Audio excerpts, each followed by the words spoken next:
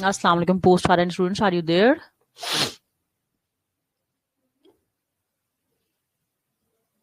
Post RN.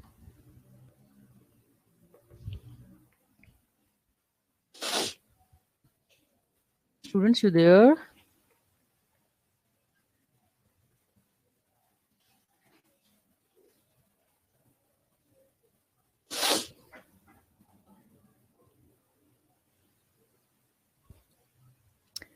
Post RN, I couldn't find any student there.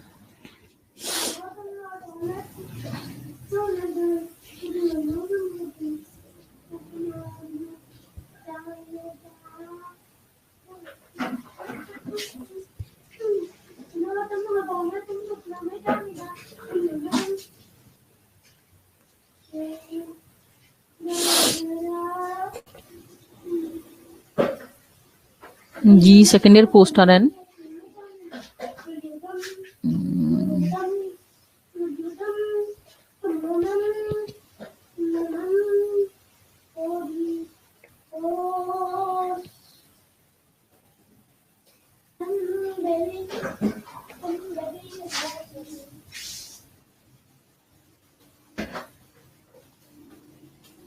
No one is online. I think I should text you or call you.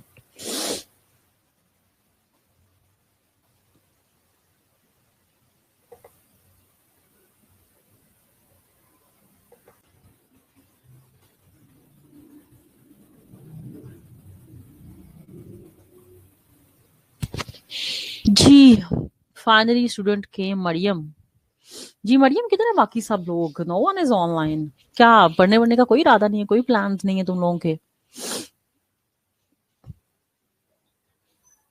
There are only 3 students, I think. So where is the rest of the students?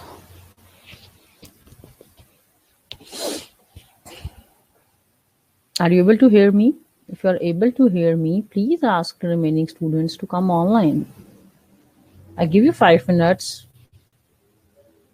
Okay Fauzia, बाकी लड़कियों को भी message करो. मैंने अब ये Fauzia Akhtar CR वाली है कि कौन सी है, मैंने भी जिनके मेरे पास मोबाइल नंबर थे, I have texted. Fauzia Akhtar is CR और शी इज समवन एल्स.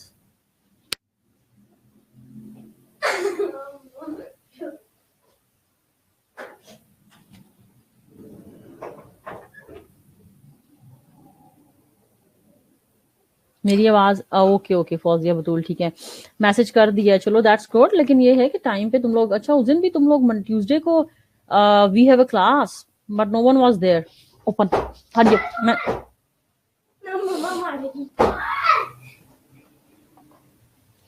जल्दी.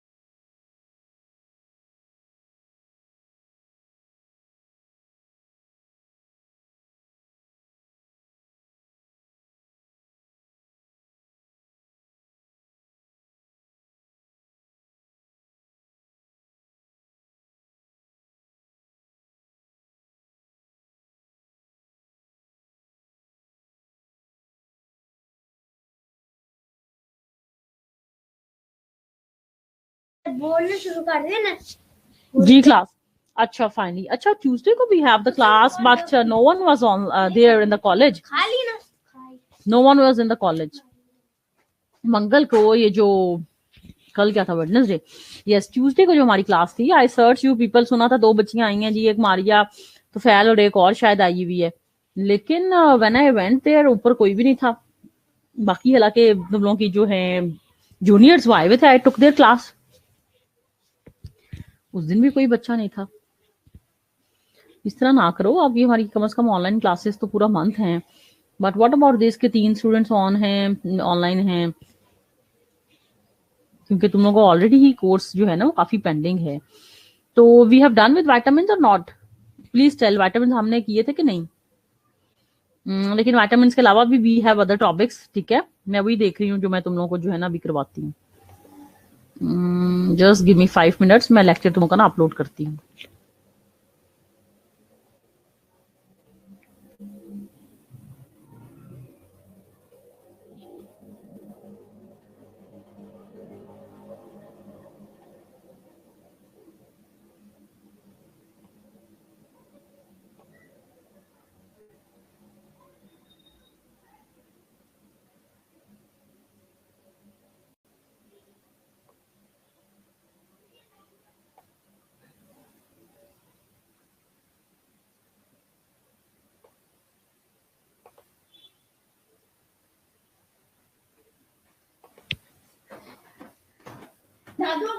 पूछेंगी मेरी तारीफ करनी है, नहीं की ना खुदा आएगा.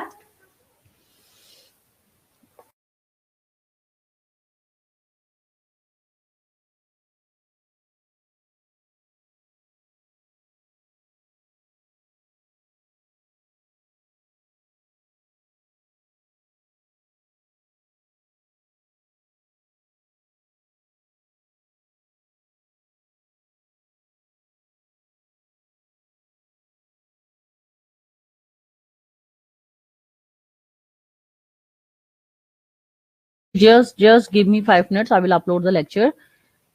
Just give me 5 minutes. Meanwhile, I will upload the lecture. Until then, I think the few students also come online. So let me upload the lecture. अगर मेरे से मिलेगा तो दादा को सुबह से तेरी ऑनलाइन क्लास से निकलने देंगे. कितना ना करते हैं.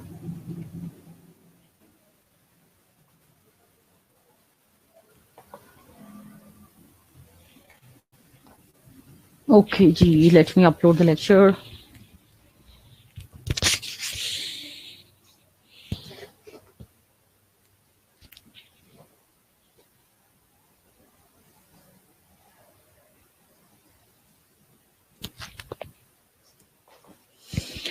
अच्छा तो जी फाइनली 10 स्टूडेंट्स नजर आ रहे हैं मुझे. ठीक है, 10 स्टूडेंट्स आर देयर. तो वो सिर्फ ऑनलाइन ही हुए हैं कि अवेलेबल भी हैं? ऑनलाइन का मतलब है कि they should be participating in the lecture as well. तो तुम लोग के भी क्लास में किसी को था कोविड वगैरह कि नहीं? तुम लोग के वो जूनियर्स में ही था? बिकॉज पोस्ट आरएन की वजह से ही कॉलेज वाज क्लोज ना.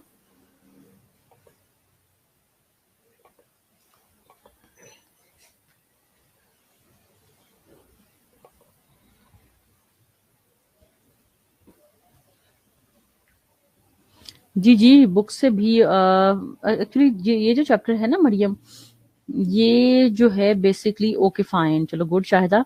ये जो है तुम लोग की उसमें है ही नहीं बुक में ना, diet therapy during pregnancy and lactation. ठीक है,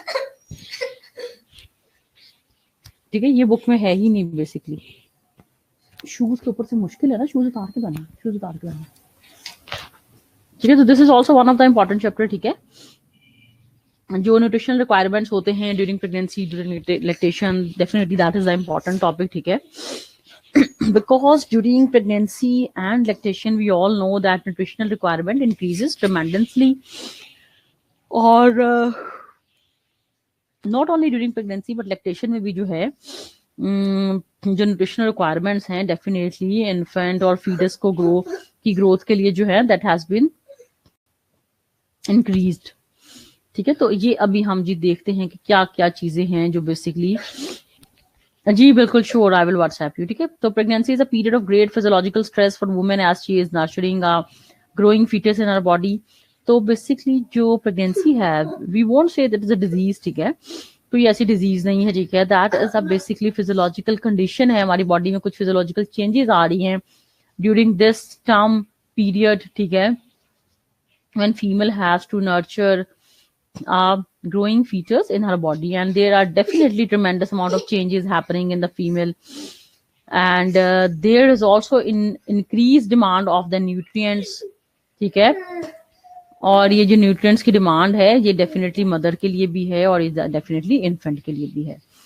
अब फीमेल में जो चेंजेस आ रही हैं ड्यूरिंग प्रेगनेंसी, वो चेंजेस क्या हैं? बेसिकली सबसे पहले वो हमें पता होना चाहिए ना, फिर उसके अकॉर्डिंगली ही हम डाइट वगैरह प्लान कर सकते हैं। तो उसमें सबसे पहली तो ये है कि बेसल मेटाबॉलिक रेट, ठीक है। प्रेगनेंसी में बीएमआर इंक्रीज होगा कि डिक्रीज होगा? कौन सी लड़की टेक्स्ट खा रही है जल्दी से? कि जो बेसल मेटाबॉलिक रेट है ड्यूरिंग प्रेगनेंसी, ये इसका क्या इफेक्ट होगा? इट विल इंक्रीज और डिक्रीज? इंक्रीज सही है ना, जाता भी नहीं मेरे बोलती हूँ।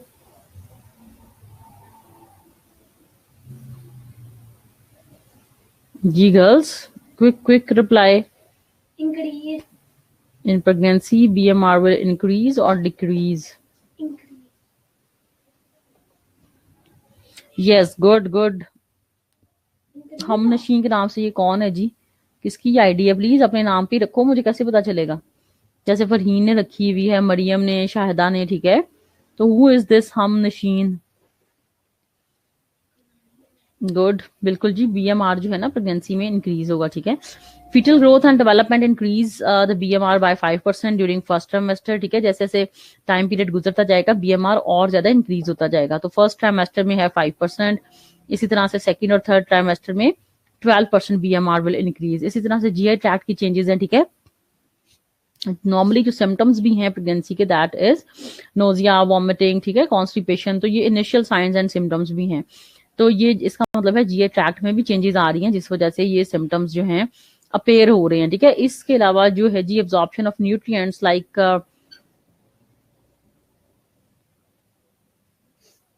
विटामिन, आयरन, कैल्शियम, ठीक है, ये सारी चीजें इंक्रीज हो रही हैं।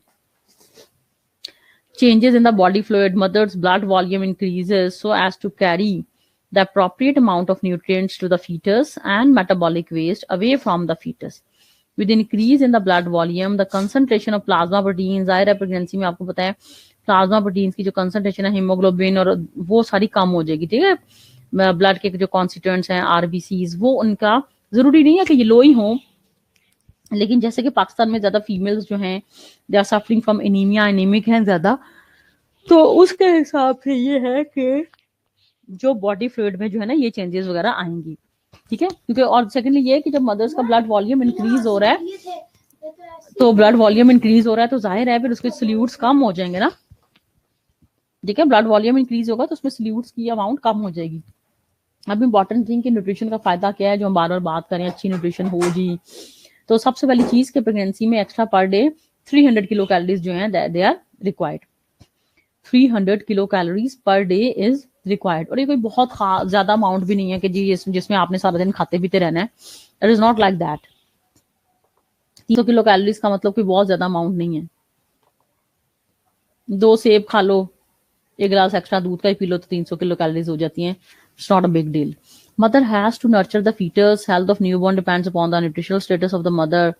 Well-nourished woman prior to conception enters the pregnancy with reverse of several nutrients that meets the needs of the growing fetus without affecting her own health. Definitely अगर आप फीमेल वेल नरिश्ड होगी, और well nourished ये नहीं कि जब pregnancy का time period start हो फिर, वेल नरिश्ड का मतलब ये है कि even before starting that time period, ठीक है, उससे पहले ही अगर आप कंसेप्शन का प्लान है तो उससे पहले ही why don't you go for a good health basically ना। तो उसमें ये होगा कि अगर पहले से ही, अगर कंसेप्शन से पहले ही हम मदर की हेल्थ अगर अच्छी है तो definitely it will lead towards the successful pregnancy basically, अगर पहले से ही उसकी जो है ना हेल्थ वो अच्छी है तो और ये कंसेप्शन में भी ज्यादा हेल्प करती है। अगर पहले से ही जो है ना हेल्थ अच्छी हो तो ये कंसेप्शन में भी जो है बेसिकली हेल्प कर रही होती है। अच्छा जी, इसके अलावा क्या है कि जी वेल नरिश वुमेन सफर्स, ज़ाहिर उसकी वेल नरिश्ड होगी तो कॉम्प्लिकेशंस उसकी कम होंगी, इसके अलावा जी हेल्थी चाइल्ड की बर्थ होगी, फीटल की ग्रोथ साइज सब कुछ फिट होगा if the female is well nourish, ठीक है। और अगर पुअर न्यूट्रिशन होगी during pregnancy, definitely there will be the higher risk of complications, ठीक है। तो हमारी प्रेगनेंसी की कौन कौन सी कॉम्प्लिकेशन है, जाहिर है हाई रिस्क प्रेगनेंसीज भी हम जिनको कहते हैं, दे आर बेसिकली जो है ना हाइपरटेंशन है, गेस्टेशनल डायबिटीज है, प्री एक्लैम्सिया एक्लैम्सिया है। इसके अलावा भी जो है बेसिकली इसके अलावा भी जो है जो हाँ डेथ है, बेसिकली स्टिल बर्थ है, जेनेटिकल एबनॉर्मेलिटीज हैं जैसे कि डाउन सिंड्रोम वगैरह।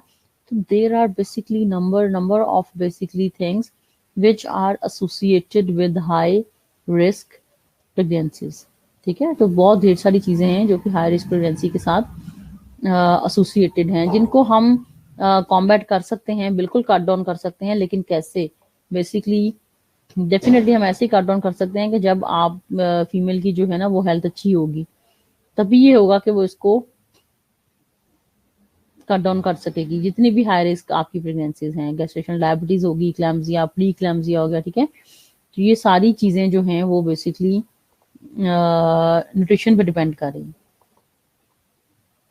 अच्छी न्यूट्रिशन होगी तो रिस्क कम होगा।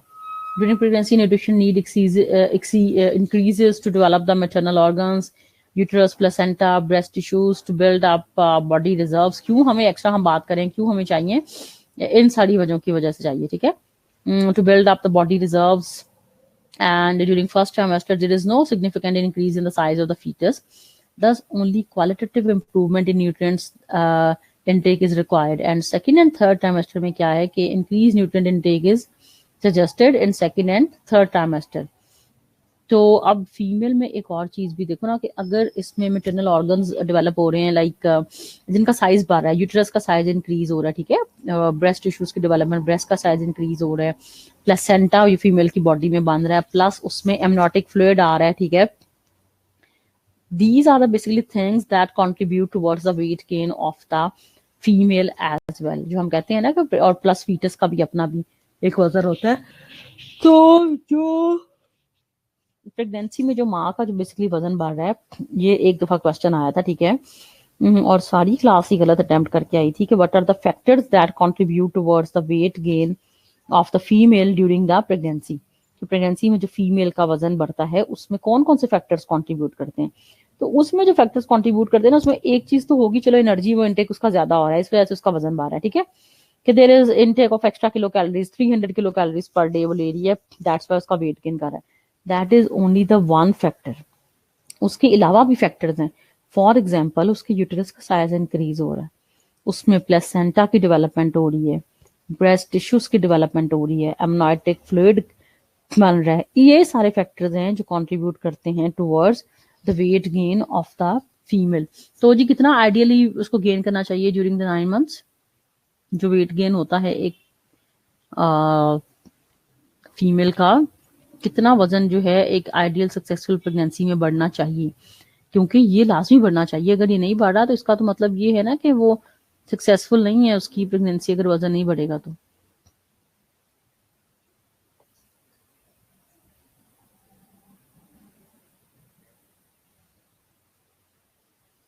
ये तो लाजमी बढ़ना चाहिए। तो नॉर्मली कितना बढ़ना चाहिए ये तुम सबको पता होगा।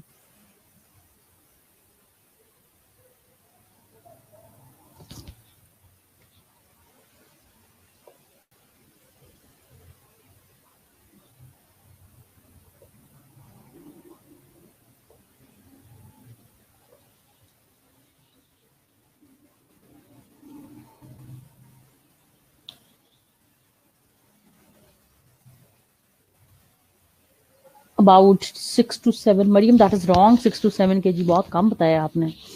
एटलीस्ट 10 to 12 kg जो है ना, that is the ideal weight gain that should be increase during the pregnancy. It should be 10 to 12। 10 से 12 किलो जो है ना, या कम से कम 10 kg तो लाजमी जो है ना, फौजिया बतूल सही करी, कम से कम 10 to 12 भी है, और अगर 10 भी है तो चलो, बट 12 तक ये है कि दैट शुड बी इंक्रीज। हाँ, अगर 12 से 14 या इससे ज्यादा बढ़ रहा है तो वो तो फिर बहुत ज्यादा जो है ना उसको जो है ना खराब कर सकता है। जरा वेट बहुत ज्यादा बढ़ जाएगा, ठीक है, तो वो जो है डिलीवरी को मुश्किल भी बना सकता है। अपना ही वजन अगर इतना ज्यादा बढ़ जाएगा।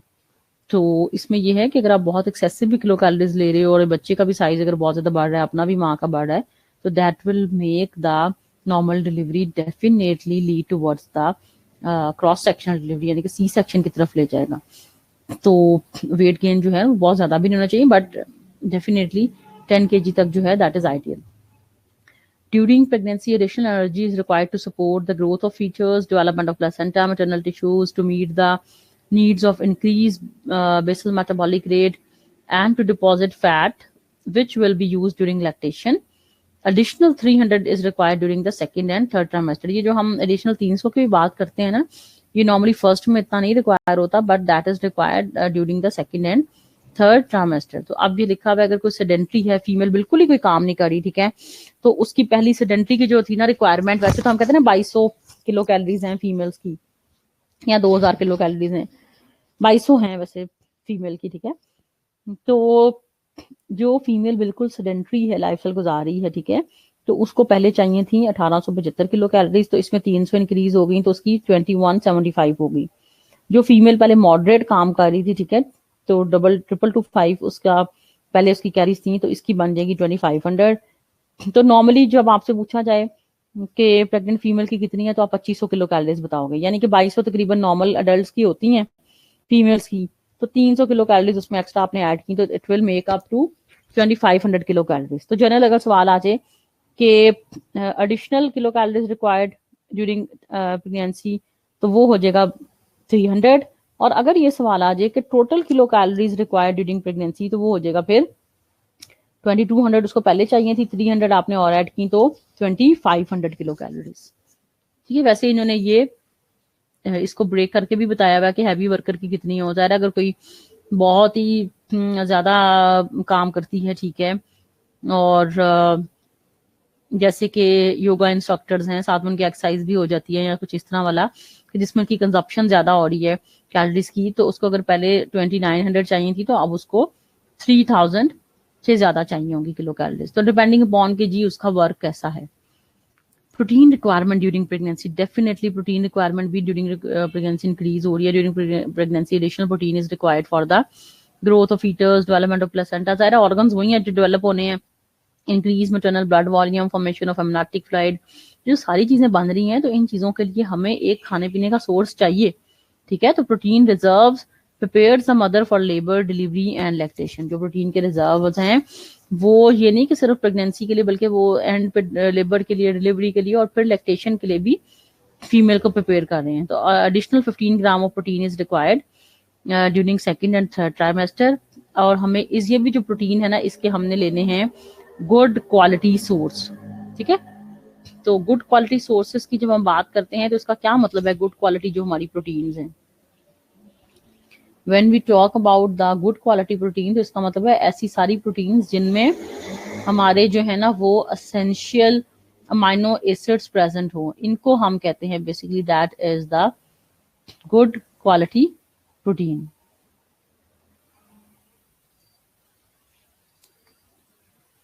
ठीक है, गुड क्वालिटी प्रोटीन का मतलब ये है कि जिसमें हमारी सारी असेंशियल जो है ना जी वो आपके प्रेजेंट हो, बेसिकली अमाइनो एसिड्स। और ये जो अमाइनो एसिड्स एसेंशियल प्रेजेंट है ना, ये आपके होंगे बेसिकली जो आपका जो है ना ये किनमें होंगे, ये आपके होंगे जो आपका मीट है, जो आपका एनिमल ओरिजिन वाले फूड है, ठीक है। सारे एनिमल जो ओरिजिन वाले फूड हैं basically they cover the essential amino acids, यानी कि हमारी गुड क्वालिटी प्रोटीन है। अगर आप दालों सब्जियों से बिल्कुल फर्स्ट क्लास, बिल्कुल मीट फिश एग, बिल्कुल दैट्स गुड गुड। अच्छा जी, इसके अलावा फैट्स हमें चाहिए, ओमेगा 3 फैटी एसिड्स चाहिए, ठीक है, 300 मिलीग्राम पर डे, ये भी हमें चाहिए। और ये हम प्रेगनेंसी में ब्रेन डेवलपमेंट के लिए ले सकते हैं। इसके अलावा जो प्री मेच्योर जो बर्ड्स होती हैं उनको प्रिवेंट करने के लिए ले सकते हैं। फीटल के विजुअल डेवलपमेंट के लिए it reduces the incident of heart disease related deaths in infants. तो ओमेगा 3 फैटी एसिड्स भी हमने लाजमी जो है ना वो लेने हैं ड्यूरिंग प्रेगनेंसी। इसका हाल यही है कि सिंपली तुम नट्स वगैरह अगर हम बादाम और थोड़ा से ये पिस्ता इस तरह के अगर हम चीजें कंज्यूम कर लें, ठीक है, या फिश हम अच्छी वाली फैटी फिश अगर ले लें, तो ये जो है they are good source of omega 3 fatty acids, कुछ इसके सप्लीमेंट्स लेने की हमें ऐसा जरूरत नहीं है। During pregnancy additional calcium is also needed, ठीक है। Growth and development of bones के लिए calcium intake decreases the risk of hypertension, pre eclampsia and mothers, ठीक है। अगर आप कैल्शियम इंटेक अच्छा होगा तो हाइपरटेंशन का भी रिस्क कम हो जाएगा, ठीक है। और लो बर्थ वेट और क्रॉनिक हाइपरटेंशन जो न्यू बॉर्न्स में होती है उससे भी प्रिवेंट करेगी।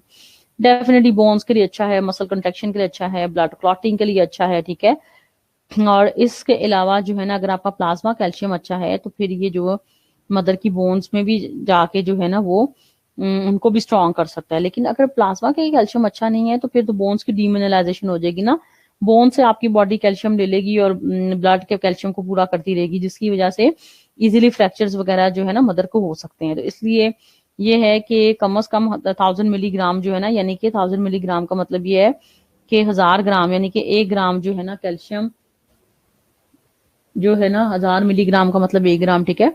तो 1000 मिलीग्राम कैल्शियम जो है ना वो मदर को लाजमी रिक्वायर है ड्यूरिंग प्रेगनेंसी। तो ये है कि वो मिल्क उसका अच्छा सोर्स है, वो ले ले, प्लस सप्लीमेंट्स भी उसके लिए जा सकते हैं। आयरन डेफिनेटली अनदर फैक्टर, जाहिर है अगर रेड ब्लड सेल्स की डेवलपमेंट होनी है, ठीक है, ब्लड का वॉल्यूम इंक्रीज होना है, ठीक है, तो हीमोग्लोबिन के लिए भी जो है ना आयरन इज वेरी एसेंशियल। तो during pregnancy iron is essential for fetal growth के लिए, red blood cells again development के लिए, ठीक है। Additional iron content of placenta के लिए, फिर जो है फीटल के स्टोर्स के लिए, ठीक है, क्योंकि इनिशियली जो है फीटस वो रिलाई कर रहा होता है बिल्कुल मदर्स मिल्क में के ऊपर, which is very poor in iron. तो उसके स्टोर्स बनाने के लिए भी जो है ना वो मदर्स आयरन को ही कंपनसेट करना पड़ता है। तो वो स्टोर्स बनाने के लिए भी जो है हमें आयरन चाहिए। इसके अलावा compensate the blood loss during the delivery. तो इन सारी चीजों के लिए हमें जो है आयरन की रिक्वायरमेंट डेफिनेटली चाहिए। ये अब उन्होंने जो है ना ये जो टेबल दिया हुआ है करने की बिल्कुल भी जरूरत नहीं है। वैसे हमें पता होना चाहिए कि हमें आयरन उसको कितना चाहिए, ठीक है। डेली जो रिक्वायरमेंट है जो आयरन की वो कितनी चाहिए वो भी हम बता देते हैं तुम लोग को, आयरन की कितनी चाहिए, टेबल की जरूरत नहीं है, ठीक है। No need to remember this table. Folic acid, जी फॉलिक एसिड की रिक्वायरमेंट है 400 micrograms per day, that is another important nutrient, ठीक है, जो कि हमें चाहिए है ड्यूरिंग प्रेगनेंसी। फॉलिक एसिड का आरडीए का मतलब ये है रिकमेंडेड डेली अलाउंस, ठीक है। तो जो फॉलिक आयरन का भी मैं तुम लोगों को ना अभी चेक करके बता देती हूँ उसमें कितना आपको चाहिए। उस टेबल में तो सिर्फ वो एक स्पेसिफिक दिया हुआ है कि ऐसी फीमेल के जिसका जो है ना वेट इतना है, ठीक है, और वो सीरियल्स पे डिपेंड करी तो उसमें है, तो वो तुम लोगों को याद रखने की ऐसा जरूरत नहीं है। ओके क्लास, तो जी फॉलिक एसिड की रिक्वायरमेंट जो है it increases and supplementation of folic acid it prevents the fetal neural tube के जो डिफेक्ट्स होते हैं उनसे बचाने के लिए बेसिकली फॉलिक एसिड के सप्लीमेंट्स बहुत ज़्यादा ज़रूरी हैं and it also improves the birth weight of the fetus. इसके अलावा जो जिंक है उसका रिकमेंडेड डेली अलाउंस है 12 milligram. It is required for the synthesis of nucleic acid जो है DNA RNA which is very important thing, ठीक है, क्योंकि जब हर सेल डिवाइड होगा तो जाहिर है उसका डीएनए आरएनए भी डिवाइड हो रहा है। तो आरएनए और डीएनए की सिंथेसिस के लिए भी बेसिकली क्या है कि जिंक इज रिक्वायर्ड, ठीक है। और रिप्रोडक्शन में भी इसका बहुत ज्यादा इंपॉर्टेंट रोल है जो कि हम नॉर्मली मिस कर देते हैं। तो हमें जब भी मल्टीविटामिन टैबलेट लेने चाहिए तो it should include the zinc as the important component. Zinc deficiency during pregnancy can cause the poor pregnancy outcomes and abnormal deliveries, including the congenital malformations. किसको करना था? So that's why जो है ना वो जिंक की डेफिशिएंसी जो है that is not good during pregnancy. Iodine definitely lack of iodine causes still birth defects and decreases the fetal brain development, ठीक है, क्योंकि आयोडीन जो है ना वो थायरॉक्सिन आपको पता है कि हार्मोन जो है उसकी डेवलपमेंट के लिए भी बड़ा इंपॉर्टेंट है। तो इस वजह से हमने जो है ना आयोडीन थायरॉक्सिन के लिए भी बड़ा इंपॉर्टेंट है, तो इस वजह से हमने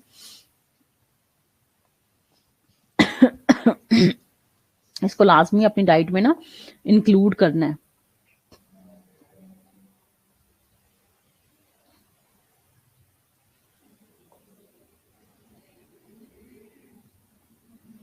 सो आयोडीन की भी जो रिक्वायरमेंट है basically that should also be fulfilled. Show me और ये ब्रेन बेसिकली ब्रेन की फिटल की जो डेवलपमेंट के लिए जो है ना, that is also very important.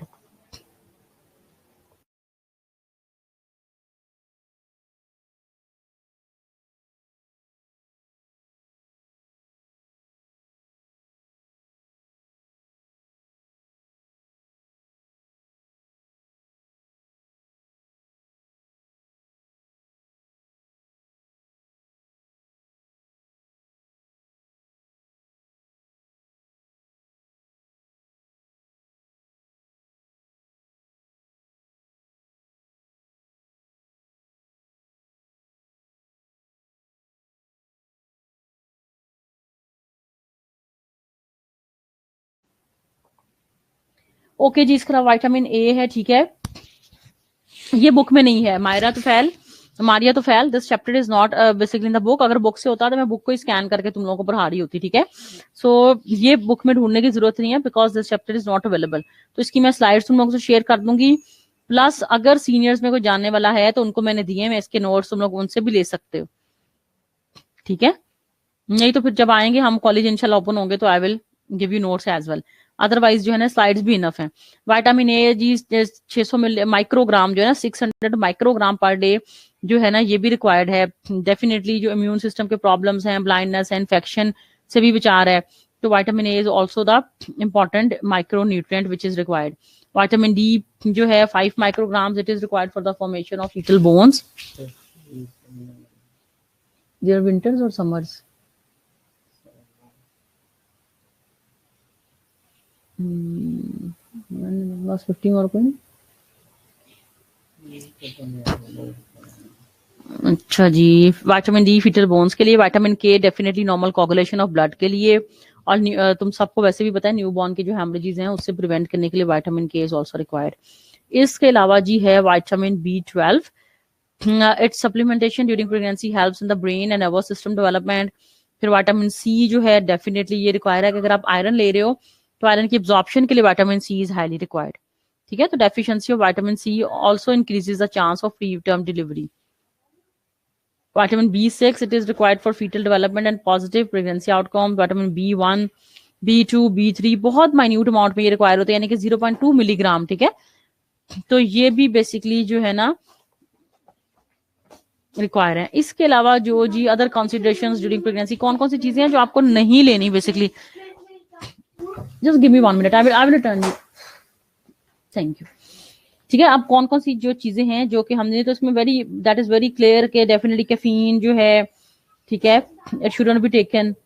और स्मोकिंग जो है, अल्कोहल जो है, ठीक है. तो these are the basically things which are avoided during pregnancy. तो वी ऑल नो कि ये वो सारी चीजें हैं कि जो हमने नहीं लेनी है, and they can definitely retard the basically growth of the fetus, ठीक है. तो फीटल की जो ग्रोथ रिटार्डेशन यानी कि रोक सकती हैं ये सारी चीजें, ठीक है.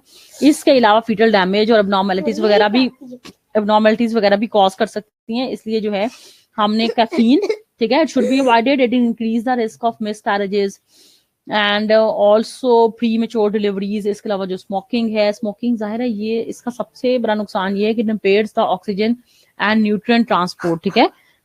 तो ये खराब कर देती बिल्कुल. ये किसी जो आपको इसके अलावा अल्कोहल जो है डेफिनेटली अल्कोहल की कंजप्शन भी लो बर्थ वेट कॉज कर सकती है. ड्रग्स जितनी, चाहे वो हर्बल हो चाहे दूसरी हो, ये जो है हम नहीं ले सकते, ठीक है. किसी भी टाइप की जो ड्रग्स हैं, they are either herbal either allopathic, they are not allowed basically. इसके अलावा जी diet and the feeding patterns, ठीक है, they also play a very important role. जो डाइट और जो basically feeding,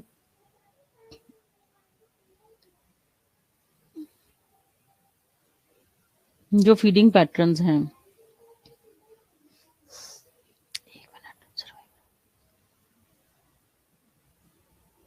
hmm hmm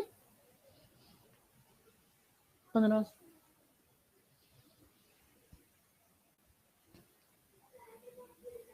Just wait class for a few minutes.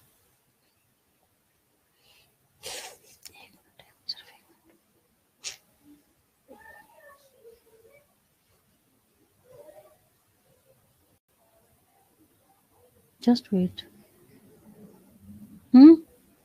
Don't touch.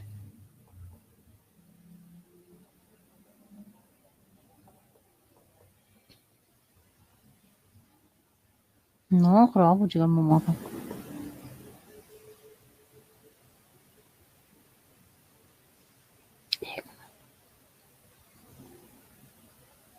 खराब हो जाएगा, सब्र करो।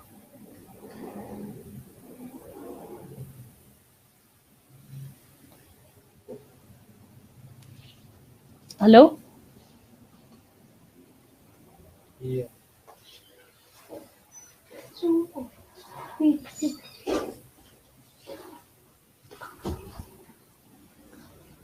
इतने हैं, इतने हैं।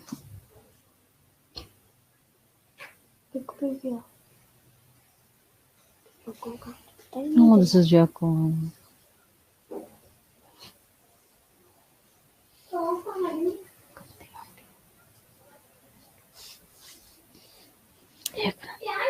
क्या खा रही हूँ? बादाम, मुझे नहीं पता।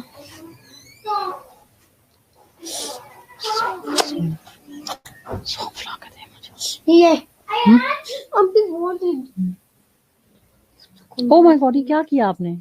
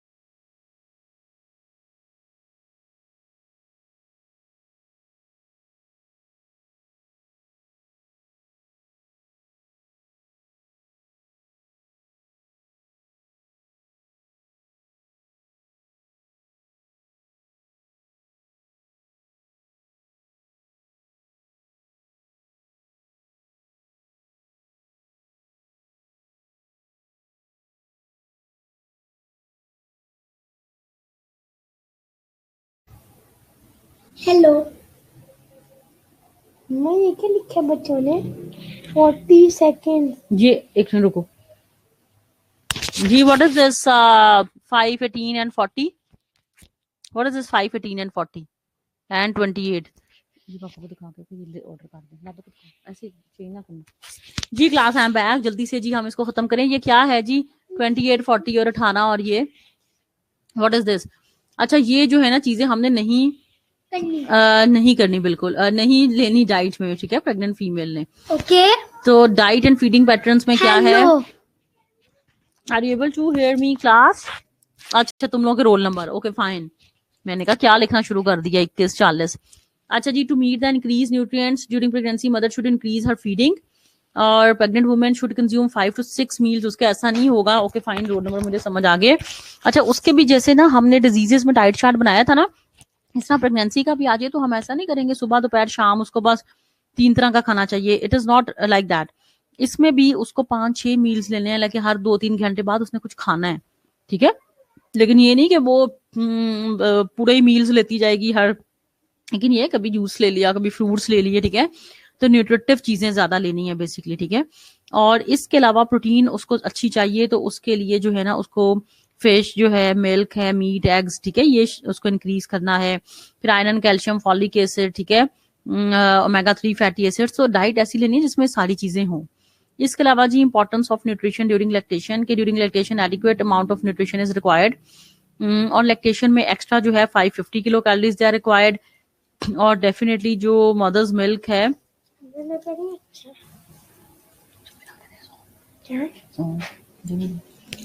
कर दो।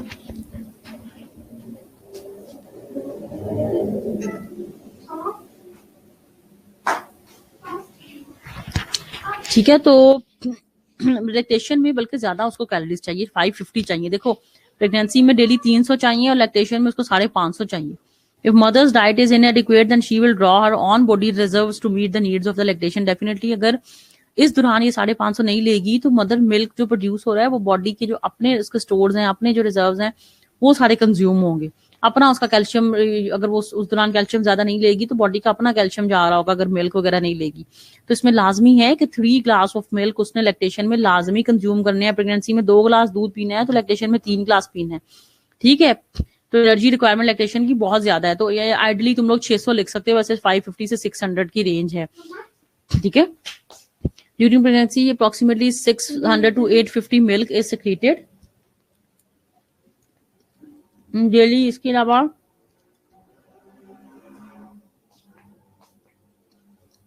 जो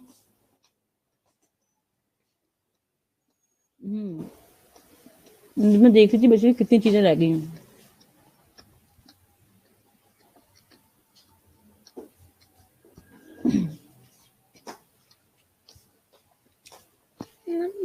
during pregnancy 600 to 850 ml milk is secreted daily. इसके अलावा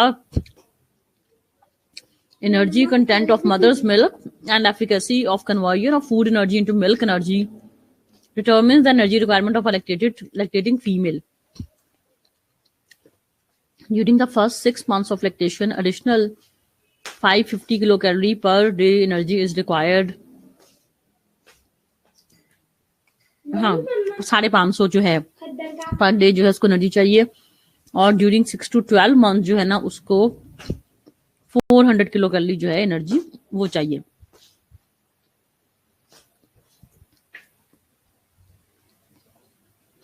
उसके बाद है protein requirement during lactation. Protein needs also increases as mother milk contains 1.15 gram of the protein. मेरे ख्याल में लैक्टेशन वाला हम नेक्स्ट टाइम करते हैं, ठीक है। I am going to take your attendance. तुम लोगों का कोई सवाल है तुम लोग पूछो। जो लैक्टेशन है इंशाल्लाह जी हम मंगल को इंशाल्लाह करेंगे, ठीक है। ये स्लाइड्स मैं तुम सबको शेयर कर दूंगी, और बाकी भी जो है ना क्लास उनसे कहो कि ऑनलाइन आ जाया करें। मैं तुम लोग की अटेंडेंस जो है इसका स्क्रीनशॉट सब जरा ले लूं, तब तक कोई भी तुम लोग के सवाल हैं जो वो तुम लोग इजीली पूछ सकते हो, ठीक है। ओके जी।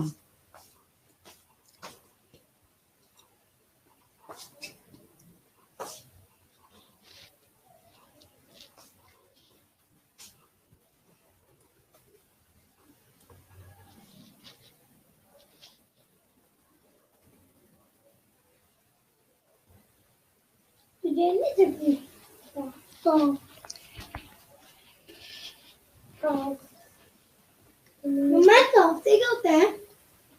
एनर्जी मिलती है।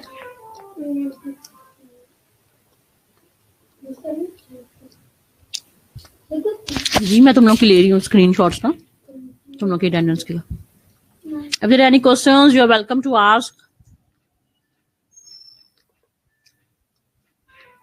जैसे तूने अपने 48 की तू कितने पे आउट हुई थी? यहाँ तो मैं निकलने लगी थी। 48 पे 48 के ना 49 हो गए। 49 का रिकॉर्ड नहीं, 49 को नहीं, 49 नहीं। ये बताओ उसके बाद 48 के बाद कितने के बाद में इतना आ गया। लाइफ में पूछता हूँ कि ये तो मैंने शुरू से लगा दिया, फिर शुरू से कितने दिए थे उसके बाद शुरू से कितने दिए थे 20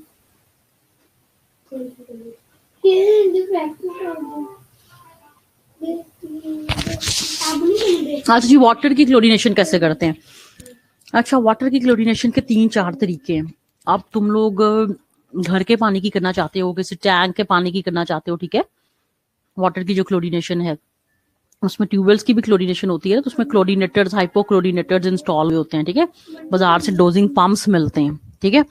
बाजार से डोजिंग पंप्स मिलते हैं जो कि ट्यूबवेल्स पे, ठीक है, इंस्टॉल होते हैं। उनको हम कहते हैं हाइपोक्लोरीनेटर्स, ठीक है। उनमें जो है ना लिक्विड ब्लीच उनसे गुजारी जाती है, पंप की जाती है। वो लिक्विड ब्लीच को पंप करते हैं और पानी उसके डोज, क्लोरीनेटर पे ना डोज सेट करने वाला एक आपका डिजिटल सा बैलेंस लगा होता है, यानी कि आप उस पर अपनी डोज सेट कर सकते हो कितनी डोज आपको चाहिए। तो ट्यूबवेल्स वगैरह पे जो वाटर सप्लाई स्कीम्स होती हैं उन पे लगता है हाइपोक्लोरिनेटर। और अगर घर में आपने करनी है तो क्लोरीन की टैबलेट्स मिलती हैं, ठीक है।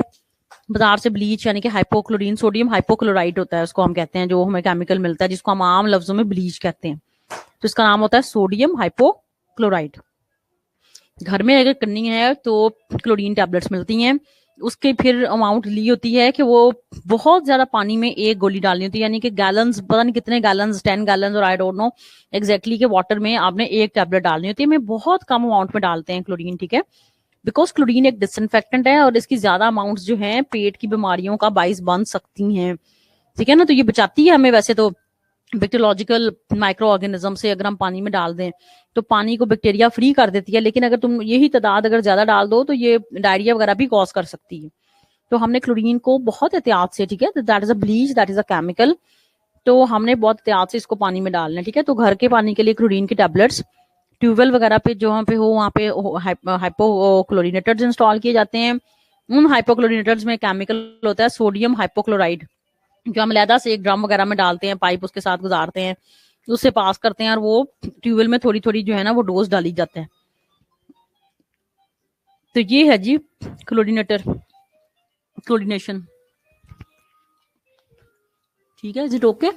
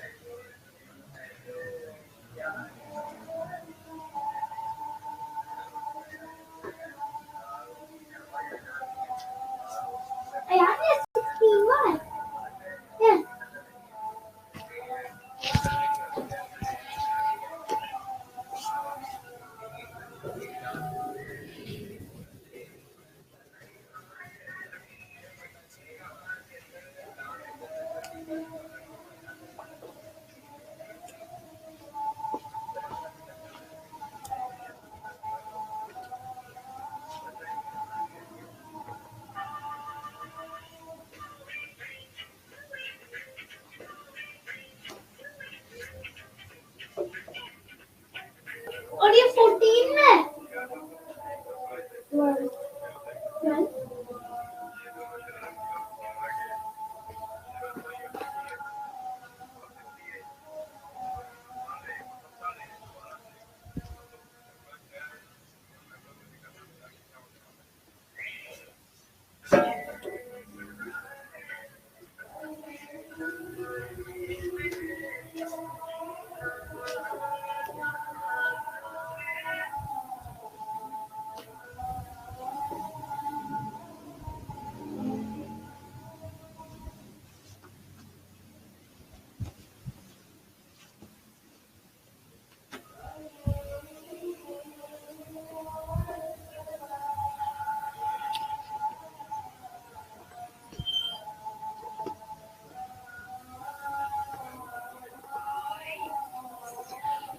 14